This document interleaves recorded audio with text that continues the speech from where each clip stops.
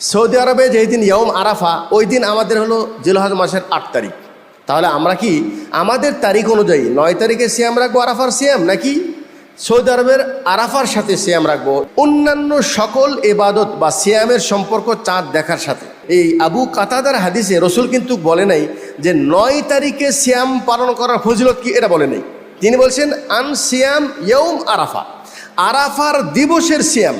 আর আরাফার দিবসকে কোন দিবস বলা হয়? যেই দিবসে হাজী সাহেবরা আরাফার মাঠে অবস্থান করবে।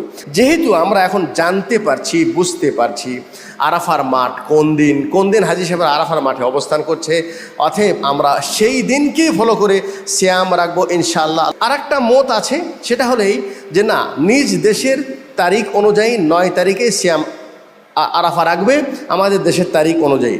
তো একটু আগে বললাম যে এই হাদিসের ভিতরে আন সিয়াম তিসআ জিলহজ্জা নেই, বরং আছে আন সিয়াম ইয়ৌম আরাফা। এই সিয়ামের সম্পর্কটা হলো আরাফার দিবসের সাথে, এই জন্য এটাকে আমরা বেশি প্রাধান্য দিয়ে থাকি। তারপরেও বলবো, যারা বলছেন 9 তারিখে সিয়াম রাখতে হবে, তাদের কথা উড়িয়ে দেওয়ার মতো কোনো অবকাশ নেই। যেহেতু এটা ইজতিহাদি বিষয়, এটা বুঝের মধ্যে পার্থক্যের বিষয়। এ বিষয়ে কোনো পক্ষে বাড়াবাড়ি না করে যে যেখানে আসেন, যার কাছে যেটা ভালো লাগে আপনি সেটার উপর আমল করেন, আল্লাহর কাছে সওয়াবের আশা করেন, ইনশাআল্লাহ আল্লাহ পাক আপনাকে সওয়াব থেকে বঞ্চিত করবে না।